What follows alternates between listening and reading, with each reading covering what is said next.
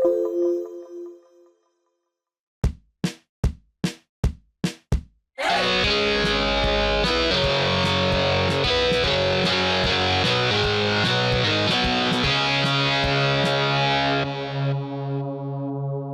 tulemast kuulama ja vaatama Tervisetasku podcasti. Mina olen saatejuht Liis-Gret Arro. Täna on meil külas kahekordne olümpiasportlane. Kui kuskil on tantsupidu, siis tema tantsib hommikutundideni ja lõpetab alles siis, kui tuled on kustus. Ta on väga armastatud spordireporterite poolt, ilmselt oma avameelsuse ja aususe pärast. Kui ta tegi tippsporti, oli ta alati olemas kõigi jaoks ja praegu, kui ta on keeranud oma elus uue lehekülje, on ta samuti kõigi jaoks olemas. Tere tulemast saatesse, Roman Fosti. Tere, aitäh kutsumast. Kuidas sul läks firmaspordi talispartakiaad, mis öeldakse selle kohta? Kuule, väga hästi. Kuhjaga sain medalid ise, kui ka ütleme meie siis Enefiti sportlased ja kokkuvõttes olime kolmandad. Et seal oli üle 20 ala ja siis igal alal pidi olema teatud arv osavõtjaid ettevõttest ja siis kogusid punkte, nii et olime väga heal kolmandal poodiumi kohal. No siis on sul hea siin täna istuda oma heade kohtadega. Jah, et muidu talispartakiaad ju tähendab seda, et sa oled suuskadel enamasti, aga see aasta on ju suhteliselt paha suusailm olnud, välja arvatud võib-olla Ida-Virumaal, aga jäeti enamus suusaalad ära, jäi ainult puusuusasõit, nii et ülejäänud alad olid mõnule sobilikumad jooksualad. Tasendati jooksualade vastu. Nii et sai päris palju kiireid liigutusi tehtud. Tunnen, et jalad on siit-sealt valusad. Sa võistlesid eelmine aasta väga palju Ukraina värvides. Räägi meile sellest põhjusest, miks sa võistlesid? Esimene põhjus muidugi see, et eks mul endal on ka veres Ukraina verd. Mu isa on ukrainlane, Lääne-Ukrainast, Ternopoli oblastist ja mul on väga palju Ukraina sõpru ja muidugi ka Eesti oli ju Nõukogude Liidus nii-öelda selle depressiooni all. Minu vanaisa oli küüditatud Siberisse ja kõik need mälestused, siis sa ei taha lihtsalt, et me jälle satume sinna Nõukogude Liidu aega ja lihtsalt me peame kõik rahvana olema sellised patrioodid oma riigile ja praegu toetangi just läbi selle Ukraina, ütleme, oma sõpru, et nad ei ole üksinda. Just need sportlased, kes peavad oma riigis olema, nad ei saa välisvõistlustel käia. Võib-olla saavad mõnel üksikul meistrivõistlusel, Euroopa meistrivõistlustel, näiteks lähevad mul head Ukraina sõbrad, aga nad ei saa käia rahvusvahelistel võistlustel raha teenimas. Ja ma võin sellega aidata ja muidugi on mul ühe hea sõbraga tehtud ka selline heategevus ettevõtte MTÜ Rahu nimel. Andres on siis Ukrainas ja tema toetab otse siis nii-öelda neid vajavaid sõdureid. Mainisid ära, et su isa on ukrainlane, ema on siis eestlane? Jah, täpselt. Kui palju üldse sinu sportlasteekonda toetab su perekond? No kindlasti on nad toetanud mind nii-öelda vaimselt, et eriti ütleme, ema on väga palju aidanud. Isa on selline, et pigem hoidnud mind tagasi, et ära üle pinguta selle spordiga, et tervis on ka oluline. Aga nad on mind, ütleme, vaimselt väga palju aidanud. Olen kuulnud, et sul on väga toetav õde, et su õde, mis on ka päris suurt rolli mänginud. Täpselt, sest seda tuleb ka mainida, et õde on mind väga palju aidanud just sellise sotsiaalmeedia ja siis reisi korraldamiste ja ütleme, pisipere hoidmisega ja mu selline tugi on olnud väga suur. Väga armas. Kuidas sa üldse jõudsid ise spordini? No spordini jõudsin ikkagi läbi hoovispordi. Et Pärnus üles kasvades Mai tänaval olid sellised tagaajamismängud, pesapall oli minu lemmik, siis igasugused pallimängud ja siis sealt tuli edasi juba koolisport. Koolispordist läksin TV10 olümpiastarti. Siis jalgpall muidugi, siis proovisin erinevaid spordialasid, vibusporti, tantsimist, mis ma seal ära ei jõudnud käia. Enamasti oli nii, et esimene nädal kohe ju ei küsitud seda treeningraha, et said nii-öelda proovinädal ära teha, siis ma käisin hästi palju, proovisin neid spordialasid. Et tänapäeval mulle meeldib kusjuures, et on olemas selline treening, kus isegi ongi iga 2 kuu tagant vahetub sul treening siis ülesehitus, et kas on siis pallimäng või individuaalne. Et kuulsin isegi siin sõber Lauri ennult, et Tartus on isegi selline treening olemas. Oh, wow. Nii ta siis läks, et hakkas tulema aasta jooksud Pärnus. On meil alates 80-ndatest aastatest Priit Neeme on vedanud siis iga aasta on nii-öelda kas siis maavasta näiteks, siis maavasta jooks, siis on järgnev aasta ja siis seal olin oma vanuses juba eesotsas. Siis lõpuks olin juba täiskasvanutest suht eesotsas ja siis kui tuli juba selline põhikooli aeg, siis hakkasin mõtlema, et võiks ju ka noortekoondisest hakata võistlema. Et siis hakkasin lisaks veel hommikuti jooksmas käima enne kooli näiteks. Et oli küll pime, aga sai ikkagi selline 2 kilomeetrit sinna ja 2 kilomeetrit tagasi ja siis veel kooli minek. Nii et sealt see tuli, jah. Põhikoolist tegelikult päris hilja alustasid siis jooksmisega? Jah. Et ütleme tõsiselt, ma hakkasin tegelema 9. klassis. Okay. Ja siis 10. juba olin koondise silmapiiril. Et siis juba kutsuti esimene kord Tartusse, mäletan. Andres Nirk oli siis koondise peatreener. Ja siis tema andis omad nõuanded, hakkasin selle järgi toimetama. Ja 11. klassist läksin Tallinnasse spordikooli. Tallinna spordikool muutus too aeg siis Audenteseks. Siis Audenteses hakkasin Uno Källe käe all treenima. Rääkisid siin ka, et noores hästi palju asju proovisid. Sa oled praegu ka siuke hästi mitmekülgne, et ma arvan, et see mitmekülgus on siuke tegelikult päris suur võti üldse spordis. Jaa, täpselt, et soovitan just noores peast proovida hästi palju erinevaid spordialasid, et tekiks koordinatsioon. Et ma võib-olla ongi see, et Pärnu poisina meil polnud kõige paremaid suusatingimusi ja teades, et Pärnu on täiesti sile, meil polnud seal ühtegi tõusu ega langust, siis kardan väga palju ikkagi neid langusi, nii et kui Tartu maraton on, siis ma tahast tagant tulijatele ütlen, et hoidke distantsi. Mina ka kardan neid. Et jah, soovitan ikkagi noorest peast suusatada, tekiks selline tunnetus, et kartus ei tekiks. Ja, eks see suusatamise on ka, mida rohkem suusatad, seda suurem enesekindlus hakkab tekkima, julged juba suurematest mägedest alla minna. Aga paraku need talved on läinud väga pehmeks, lund nii palju ei ole enam, nii palju suusatada ei saa. Et eks Eestis ongi erinevad piirkonnad, näiteks ongi seal praegu Ida-Virumaal väga head tingimused, eks, aga ülejäänud Eestis ei ole. Jep, me sõitsimegi nädalavahetusel Tallinnast, kus oli täiesti must kõik, selles mõttes asfalt väljas, on täiesti kevad. Siis läksime Rakvere võistlema, jooksime, samal ajal kõrval olid ülihead suusarajad. Siis mõtled täiesti müstika nagu Rakvere, jumala lähedal tegelikult, aga hoopis teised olud on ju. Et mis on sinu lemmikvõistlus läbi aegade üldse Eestis, ma mõtlen? Et kus iga kord läksid siukse õhinaga, et jess, täna on see võistlus käes? No mingi aeg oli kindlasti Pühajärve jooks. Ütleme selline sajandi alguse poole, et see oli selline äge koht, kus sai pika sportliku nädalavahetuse peetud. Et järgmine päev oli seal ka see triatlon, siis said seal abiks olla, siis hiljem oli see kindlasti Tallinna maraton.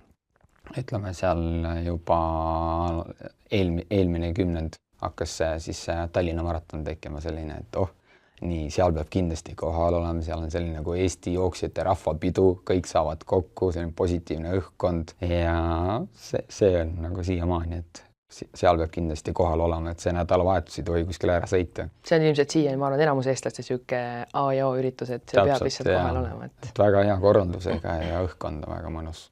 Just. Ja ilmselt kõige suurem osalejaskonnal samamoodi, et pluss on see, et välismaalased tulevad, et seal sa ikka näed ikka siukseid tippe ka kohal, et on ikka äge tunne küll. Jaa. Mis on su parim tulemus läbi aegade? Ma mõtlen kõiki distantse kokku, et vaatajatele, kuulajatele mainin seda ära, et Roman Fosti on käinud siis maratonis 2 korda olümpial, aga ta on käinud tiitlivõistlusel näiteks ka jooksnud hoopis vähemat maad 800 meetrit. Et mis on see võib-olla kõige siuksem eredamalt meeles võistlus sul? See on raske küsimus, sest neid võistlusi nii palju, et kui võtta, ütleme niimoodi 10 kaupa, võtame 2000 kuni 2010, siis kindlasti oli juunioride MM Jamaikal. Et olin 18-aastane poiss, lendasin siit Jamaikale, elu pikim lend ja siis 35 jooksust oli mul 32. aeg ja ma sain eeljooksus joosta nii-öelda 30 000 pealtvaataja ees ja see tunne oli selline, et kananahk tuli peale ja täitsa lõpp, et tõesti olen sellises kohas ja sain poolfinaali, sealt poolfinaalis muidugi järgmine päev oli, ütleme, emotsionaalselt olin tühi ja ei suutnud nii head tulemust teha, aga ikkagi 32 ajaga jõudsin poolfinaali, et oli väga hea. Nii et see andiski sellise indu jõuda järgmistele tiitlivõistlustele. Ja siis järgmist 10, siis ma arvan, et ma ütlekski, et kõige meeldejäävam oli ikkagi minu jaoks Euroopa meistrivõistlus Zürich 2014. Et väga rasketes oludes joostud, endal olid kõhuprobleemid, selline stress oli peal, aga tulin hästi välja ja suutsin joosta 20 hulka ja MM-i normi. Ja MM-i normiga ma kindlustasin järgmine aasta endale olümpiapiletid. Et võib-olla MM-i selline top 20 tulemus on parem kui see Zürich, aga minule endale jäi see Zürichi jooks just kõige rohkem meelde, sest seal just lõpetas too aasta siis Šveitsi rekordiomanik Rötlin oma karjääri ja hästi palju rahvast oli raja äärde tulnud, et seal oli ikka 200 000 inimest oli raja ääres. Nii et see õhkkond oli hästi äge seal. Et jah, see jättis hea mulje. Ma arvan, et nüüd, kui tuleb see laskesuude MM, siis väga paljud on, täpselt samamoodi, seal on väga palju vaatajaid, pealtvaatajaid, et lõpetavad ju need Norra vennad ära, et samamoodi ma arvan, see efekt, kui keegi lõpetab oma riigi sportlased, siis et see efekt on hoopis teine nagu. Kui sa tegid tippsporti, sa käisid samal ajal ka tegelikult tööl, et mis sa arvad, et kas see mõjutas võib-olla su tulemusi? No ma arvan, et kui ma olin noorem, siis mitte. Et siis on ikkagi sul energia, et sa jõuad oma aega jaotada. Aga mida vanemaks sa lähed, seda aeglasemaks läheb taastumine ja mida ma hakkasin tundma, oligi see, et istuva tööviisiga. Näiteks praegu istudes, tagareis on sul täitsa siin tooli küljes kinni ja siis tagareed hakkasid nii-öelda lühenema, jäid puiseks, tuhar ka ja lihas enam ei paindunud nii hästi. Et siis see hakkas kindlasti mõjutama sest sportlikke tulemusi. Et võib-olla kui oleks natuke rohkem selline liikuvam tööviis olnud, oleks parem, aga samas liikumisega jälle hakkad väsitama, eks. Et ega see istumine on tegelikult ka väga selline tappev asi, et tegelikult soovitaks palju tihedamini ka kontoris istujatel üles tõusta. Proovige kas või iga 15 minuti tagant korraks ikkagi ennast ringutada või siis poosi vahetada, eks, et üks jalg üle ühe teise põlve, et võib vabalt ju ka püsti tõusta ja ütleme, tänapäeval need lauad on võimalik ju tellida endale sellist, mis saab tõsta üles ja eks need on muidugi kallimad. Aga ma arvan, et kui olla loov, siis võimalik leida endale sobiv asend erinevas kohas kontoris. Eks ta jah, sportlased ju, eriti aeroobsed sportlased peaksid ka päevasel ajal magama. Nii et kui sa, ütleme, sellist kontoritööd teed, siis sul seda võimalust ei ole eriti, eks. Eks mul endal vahepeal juhtus küll, et päevasel ajal ikkagi oli selline väsimus, et tegidki 15-minutilise uinaku, nii-öelda selline nagu hispaanlased või itaallased ütlevad siesta, eks, ja täitsa toimis. Kas 15 minutit tukastamist ja kohe parem olla. Kui me räägime tiitlivõistlustest, siis mis sa arvad näiteks praegu tiitlivõistluse normidest, et näiteks Tokyo MM-i maratoni norm on meestel 2.06.30, naistel 2.23. Et mis oli see sinu nii-öelda norm, kui sina siin esimesel olümpiale pääsesid? Kas sa mäletad ka, mis aeg sul oli? Millega sa siis nii-öelda pääsid sinna peale? No too aeg oli 2.18.00. 2.18, mõtlesin 2.16, okei, 2.18. Kui ma ei eksi, jah. 12 minutit. Jah, ja mina sain ju läbi täpselt selle, et ma pääsesin top 20 hulka MM-il, aga Tiidrek pidigi olla 18 jooksma, et ta 3. katsel alles tegi selle ära. Järgmine olümpia oli juba 2.11.30. kus ma siis saingi aru, et kontoritöö kõrvalt ma seda ei tee ja 2018 juunil ma siis keskendusin ainult spordile, et siis ma läksingi kontorist töölt ära ja asusin Keeniasse elama.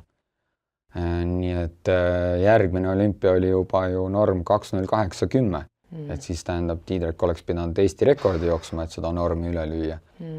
Ja muidugi kahju, et nüüd see süsteem, mis nad ütlesid ja selles süsteemis tegelikult keegi saanudki olümpiale. Nii palju normi täitjad ikkagi oli ja lõpuks võeti kuskil 10 jooksjalt, kes olid, ütleme, oma siis piirkonna millegi silma jäänud või ma ei tea, sellist, ega nad polnud aegased jooksud, olid seal 2.09, 2.10 jooksjad.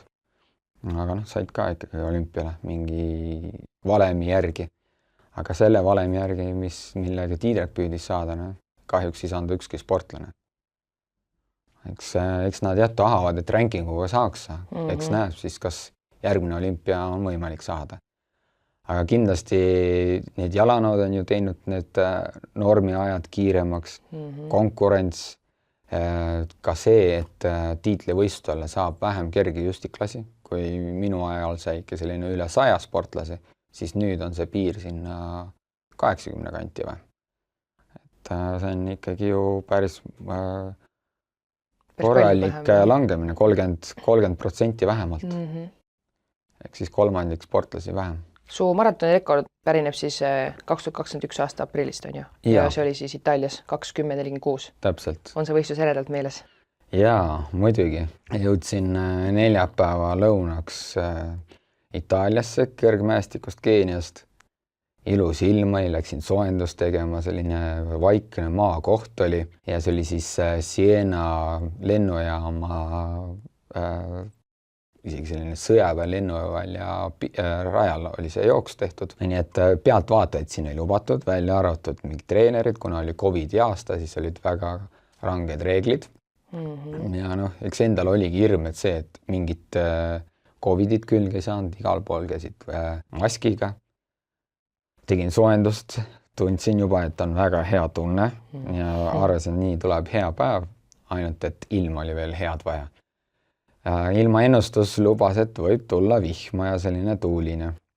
Ja soojenduse ajal oligi vihm, tuul ja mõtlesin, täitsa lõpp. Sellise ilmaga ei jookse olümpianormi ära. Et ei olnud väga positiivselt meelestatud. Aga siis ütleme natuke aega edasi hakkas ilm nagu paremaks minema, siis ma hakkasin ise ka positiivseks muutuma, et pole hullu midagi, et minust ei saa midagi sõltuda. Muidugi peas mõtlesin juba valmis, et kui siin ei õnnestu teha, et siis võib-olla 3 nädalat hiljem minna mõnele muule Milano maratonile. Mõned üksikud maratonid veel tehti veel normi täitmiseks. Aga tead, sa oled nii valmistanud selleks, et seda teist varianti pigem nagu enam ei tahtnud. Muidugi. Ja siis, kui oli kuskil 30 minutit jookstud, siis vihm jäi järgi, tuul vaibumas ja grupis vaata ikkagi on ka mõnusam, et seal ei ole nii palju seda vastutuult. Jänesed tegid enam-vähem head tööd ka ja poole maa peal sain aru, et väga hea tunne on, et oleks tahtnud vahepeal isegi kiiremini, aga võtsin tagasi. Aprill on tegelikult siuke hästi keeruline kuu, ma mõtlen, kui olla nagu tippvormis on ju, et ma just mõtlen, meie eestlaste jaoks näiteks on isegi suhteliselt võimatu. Praegused tingimused on muidugi täitsa okeid on ju, aga ma kujutan ette, sel aastal oli ikka lund rohkem, oli külmem, et sa vist mainisid ka, et sa treenisid selleks Keenias on ju, mitte Eestis. Ja mul oli nii, et ma detsembri algus jooksin Valencia maratoni, tulin Eesti ja siis olin 2 kuud olin Eestis. Mul oli vaja välja puhata, siis olid jõulud, puhkasid hästi, peale jõule kohe hakkasin valmistuma siis selleks Itaalia maratoniks. Ja ma olin veel 5 nädalat siis siin Eestis treenimas. Oli väga külm, paksu lumega talv mäletan ja jälgisin väga palju pulssi, nii et ma olin oma treeningutes kindlasti 80% pidin olema aeroobses tsoonis, isegi rohkem, et 90% aeroobses. Nii et ma jooksin, mäletan, pikki jookse ja mu jooksutempo oli selline 4.45, et olla aeroobses tsoonis. Wow. Ja siis ma mõtlesin küll, et okei, et ma pean aprillikuus jooksma 3.05 kilomeetri kohta, et praegu ma jooksin 4.45. Aga ma natuke rahustasin ennast, et nii kui ma Keeniasse saan, saab riided vähemaks olema ja pundis koos treenida. Et esimene kuu oligi see, et ma olin veel toores ka.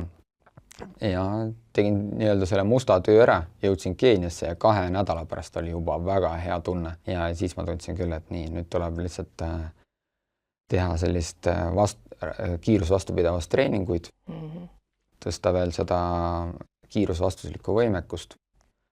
Ja see õnnestus ja siis oligi, et tuli lihtsalt terve olla. Mis sa arvad, kas sa realiseerisid enda maksimumi seal? Jaa, seal kindlasti. Aga kui see oleks toimunud mingil linnamaratonil, ütleme selline, kus on rahvast ja väheke see, ütleme, siledam rada või see emotsioon oleks kindlasti andnud rohkem mulle juurde, et siis võib-olla selline 30-45 sekundit oleks võinud parem aeg veel olla, et võib-olla oleks aeg olnud sinna 2.09 sisse, et see kindlasti jäi puudu, et seal ei olnud üldse seda emotsiooni sellel võistlusel. Ja sa rääkisid enne Tiidrekust, siis ma kohe, ma ei tea, kas sa ise tead, väga huvitav fakt, et teil on Tiidrekuga maratonis isiklike rekordite vahe 44 sekundit ja poolmaratonis 43 sekundit. Et päris põnev, te olete ikka üsna tasavägised, et selles mõttes. Ja nüüd on üks põnev küsimus, et kas sinu jaoks on magusam see MM-i 20 seas olev koht või siis 2014 aasta duell Tiidrekuga Kadrioru staadionil 5000 meetrit? No jaa, see teine ikka. Ma arvan, et seda mäletavad küll kõik jooksjad vist. Jah, et see on elu parim võit, et selline emotsioonikas võit oli. Miks ta oli nagu selline vajalik mulle, et too aasta mul oligi just selline stressist tekkinud maa üle happelisus. Ma ei suutnud oma treeninguid lõpuni viia, siis ma olingi Bulgaarias kõrgmäestiku trennis, pidin tegema pika otsa, ütleme, et oli see 32, ma suutsin ära 28 teha ja magu ei võtnud vedelikku üldse vastu. No ja siis mõtlesin, et kuidas ma ütlesin EM-il lähen. Treener too hetk ütles, et ärme lähme, aga siis doktor Virve Vask ikkagi leidis mooduse, kuidas sinna saada. See oli üks väga lihtne asi, oli Renni tablett, ma arvan, paljud teavad. Ja see üks tablett aitas kohe selle nagu valu ära võtta. Nii et hakkasin seda kasutama ja siis ikkagi läksime sinna peale. Suutsin rahulikumaks jääda, stress vähenes. Ja ma arvan, see stress väheneski sellega, et ma suutsin Tiidrekut selle 1 sajandikuga vaata võita. Tegin väga tugeva lõpu, viimane ring oli 53 sekundiga. Sealt jäi ainult 2 nädalat. Ja see andis sellise mõnusa positiivse õhkkonna selle võistluse jaoks ja seal tegingi hea tulemuse. Et selle pärast ongi ta, ma arvan, kõige parem nagu emotsioonil saadsamat jooks mu jaoks. Ma eile vaatasin seda lõppu ka, väheb kohati oli tunne, et nagu Tiidrek läheb uuesti mööda sust ja siis sa uuesti võtsid selle viimase käigu ja siis võitsid, et see oli väga võimas jooks. Jah, oli. Aga sa just rääkisid nendest kõhuprobleemidest, et mis olid üldse sinu sportlaskarjääri kõige suuremad murekohad või siis probleemid, millega sa pidid tegelema? Ma tean, sa tegelesid palju lihashooldusega, aga mis oli veel võib-olla? No eks sportlaste puhul kõige suurem probleem on see finantsprobleemid, et alati pead aasta alustades vaatama, kas sa rahad saad kokku, kas sa saad hakata treeningilaagrites käima, kuidas sa üldse hakkama saada. Et see oli see kõige suurem, sest see tekitab sulle ikkagi mingit sellist lisapinget, stressi vaata. Aga siis, kui head tulemused olid, siis läks see lihtsamaks. Lihtsamaks läkski, ma arvan, et pärast seda MM-i, kui ma sain kuldklassi jooksjaks. Aga üldiselt jah, eks kui need tiitlivõistlused tulid, siis hakkas juba stressi rohkem tekkima. No see oli selle esimestel aastatel. Pärast olid juba kogenum, siis juba jääb vähem seda. Aga selline kerge stress on tegelikult hea, et see hoiab nagu seda pinget. Aga see olid suuremaid, raskemaid vigastusi olnud. Ikkagi tead ülekoormus piiri peal treenisid seal, kinnituskohad olid valusad. Aga lõpuks oli mul ikkagi hea füsio Sander Jürs ja teised, kes siis andsid harjutusi ja tegelesid selle lihashooldusega. Ise ka nägid vaeva. Külmkambris käisin ja sinuga saime selle päris mitu korda kokku. Et see aitas ja siis rullisid ja massaažipüksid. Siiamaani käid see külmkambris? Töötab, elab see veel? Ei ela millegi pärast, et öeldi, et Tervisekassa enam ei toeta seda ja siis see doktor Päi pidi selle kambri kinni panema ja need peab toimuma igaüks maksab ise oma selle külmkambri eest. Ja see on tavainimesel on tegelikult päris ikkagi kulukas, et kui sa maksad seal, praegu on ta 10-20 euro vahel. Tartus on, ma tean, mingi 35 eurot mingisugune siuke krüoteraapia äkki oli Okei. vist on ju täpselt. Nojah, Päris 35 on kulukas ka ikka. päris kulukas, kui Just. 10 korda on vaata miinimum Jah. ikkagi seal käia. Aga maratoni jooksel on tegelikult ju nii-öelda suht kogu aeg jooksed sa ikkagi piiri peal ju, et kuskilt ikkagi, nagu ma ei tea, kogu aeg valutab justkui. Jah, on küll. Et kui sa tahad paremaid tulemusi, sa pead ju ikkagi jooksma. Ja praegu, kui ma teen teisi spordialasid kõrvalt, no siis ma tunnen et enam ei ole nii palju neid valulikke kohti. Tegelikult oleks küll hea et diferentseerida oma treeninguid, aga tahes paremaid tulemusi pead ikkagi rohkem jooksma. Just. Et eks ta selline ole, et peaks elama selles ideaalses kliimas. Et Eesti on ikkagi selline kliima, vaata, muutub niiske. Aga nii kui lähed näiteks Hispaaniasse kuiva keskkonda, kõik probleemid kohe kaovad ära. Ja samamoodi oli ka Keenias, et läksid Keeniasse treenima, kuiv õhk, mäestik, soe ja palju vähem probleeme. Ainuke asi, et seal on hästi mägine, et siis eestlane pole harjunud nii palju tõuse ja langusi võtma, et siis sellest tekkis küll ka ülekoormusi. Just rääkisid ennem sellest finantsilisest poolest, et muidugi tahaks olla praegu kuskil soojal maal, et mitte siin võib-olla libedaga joosta, aga see ongi täpselt see, et kuskil nagu on see finantsiline piir, vaata, et ei ole seda võimalust, et see ongi hästi suur stressi rohkem pinge, mis tegelikult peas on, ja samas, kui sul on nagu toetajaid, siis see on niisugune teistmoodi pinge, et sa pead ju tegema hästi, sest keegi toetab sind, et ma arvan, et sa tead seda väga hästi omast käest. Aga räägime natuke jooksutehnikast, et sul on niisugune omapärane jooksutehnika, pöia peal sul käed käivad natuke teistmoodi, et ei alati, kui niisugused harrastajad tulevad pigem treeni, siis kuidagi ütlevad alati, et palun parandame jooksutehnika ära. Kuigi tegelikult ju igal inimesel on see jooksutehnika hästi individuaalne ja kui sul ongi võib-olla teistmoodi jooksutehnika, sa jooksed kiiresti, siis tegelikult ei ole vaja midagi parandada.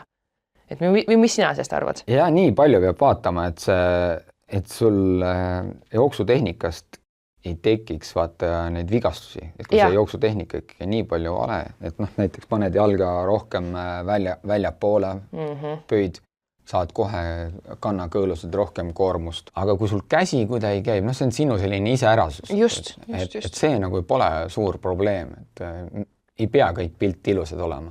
Et eile ma käisin jooksmas siin sõber Lauri enne, siis ta võttis veel teadlase Ülo sinna kaasa ja vaatasin harrastaja kohta. Nii ilus tehnika oli, täitsa lõpp. Puusa peal ilusti pöid, võib-olla isegi liiga selline keskma jooksja samm. Aga jah, ütleme, et jooksutehnika läheb paremaks, mida rohkem sa jooksed, et organism hakkab ise ennast mugavamaks panema, et selline, milline su mugavam samm on. Et mõned muidugi jooksevad ettevaatlikult rohkem nagu pöia peal, et on ka selliseid. Aga siis mingi hetk ongi see, et kui ikkagi sääremarjad ära väsivad, siis sa hakkad kanda ka juba maha panema. Aga eks neid algajaid, kes mu juurde tulevad, kõige suurem viga on see, et tahetakse venitada sammu. Põhisõnum on ära venita sammu, pigem kerid ja väike ratas, et ikkagi jalg oma keha raskuskeskme lähemale maanduks. Et ei tekiks sellist nii-öelda suusataja stiilis jooksmist, eks. Et see on see, kus siis tagareied lühenevad, tagareisi tee tööd, et jooksedki läbi nii-öelda reie ja puusa ainult. Et jooksel peab ikka väike ratas tekkima. Et kand peab ikkagi üles tulema ka ära tõukel. Aga täpselt see ongi niisugune pikk protsess, on ju, mitte see, et ma tulen ühe korra trenni, küsin kohe, et mis on nüüd see võluvõti. Et tegelikult see on pikk protsess, samamoodi ujumistehnikat õppida täiskasvanule ikka. Õpetada täiskasvanule on üpris keeruline ikkagi, et see ei tule kohe üleöö nagu. Jah, seal on kas vaja harjutusi teha või siis ongi teadlikud, sa pead endale meeles pidama, et ma näed, ma venitan taas sammu, siis ma ikkagi pean lühema sammu tegema. Kas sa jälgid oma kella, et sul see kadents oleks teatud piiri juures? Kõige parem ikkagi on see, et sa käidki mõne treeninggrupiga treenimas ja teed seal jooksuharjutusi.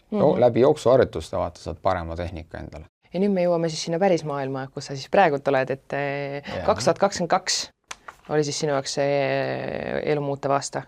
Täpselt. Oli nii. Sa elasid siis pikka Keenias ja kolisite 2022 Eestisse terve perega. Jah. Kuidas te olete nüüd siis ära harjunud siin Eesti keskkonnas? Väga hästi. Poisid räägivad ilusti eesti keelt, keenia keel hakkab swahili keele ununema vaikselt juba, vähemalt Ramonil. Ja siis jäähoki on lemmik spordiala Ahah. peale oma treeningspordiala ehk jalgpalli. Ja palju sõpru on. Eile oli Ramonil kahel sünnipäeval.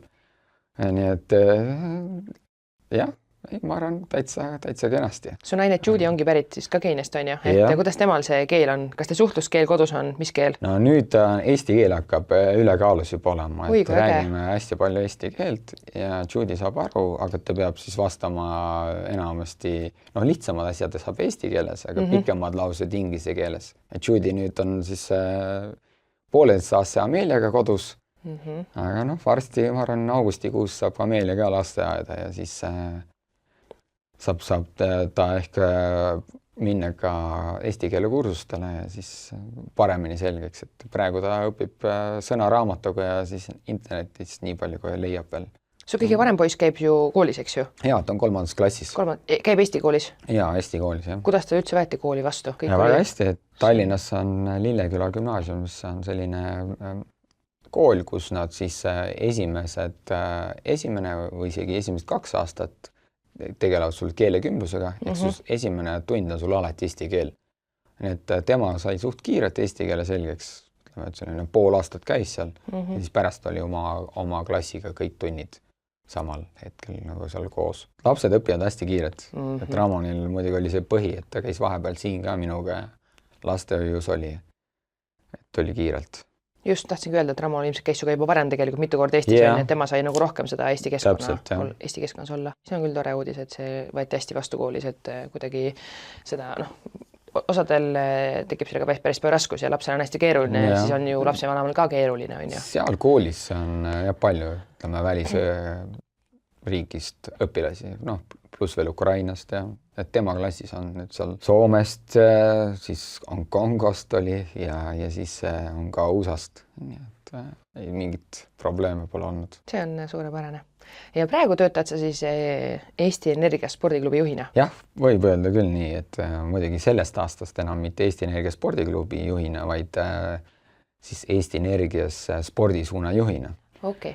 Spordiklubi enam ei toimi, et siis minu ülesanne on nügida liikuma inimesi meie ettevõtte sees, tekitada neile võistlusi. Eelmine siis nädalavahetus olime firmaspordi Talispartakiaadil, kus viisin siis meie sellised aktiivsemad sportlased võistlema. Tegelesime nii-öelda sellise firma brändinguga, et Enefit paistaks rohkem silma. Püüan ka jooksupisikut seal tekitada, et tipust topini näiteks käime. Ja siis on meil sellised suuremad üritused, kus oleme oma teigiga väljas ja püüame sinna inimesi rohkem saada ja tekitame läbi teiste liikmete inspiratsiooni. Ta on näited meil seal häid küll. Kui kerge või raske on üldse tänapäeval inimesi liikuma saada? No pigem ikka raske, jah. Et paraku ta nii on, sest eluviis on kiire. Inimestel on väga palju seda sotsiaalmeediat veel, et scrollitakse seda ja ikkagi arvatakse, et sport pole minu jaoks, võib-olla on tekkinud ka kooli ajast mingi selline spordi raskustunne, mis ei taha neid sinna rajale tuua. Aga samas terviserajad on sul käepärast, tasuta jõusaalid on tekkinud terviseradadele. See on samas toonud rohkem rahvast, vähemalt statistika näitab ka terviseradadele. Jõusaalid räägitakse, pidid täis olema, nii et rahvas hakkab tagasi tulema.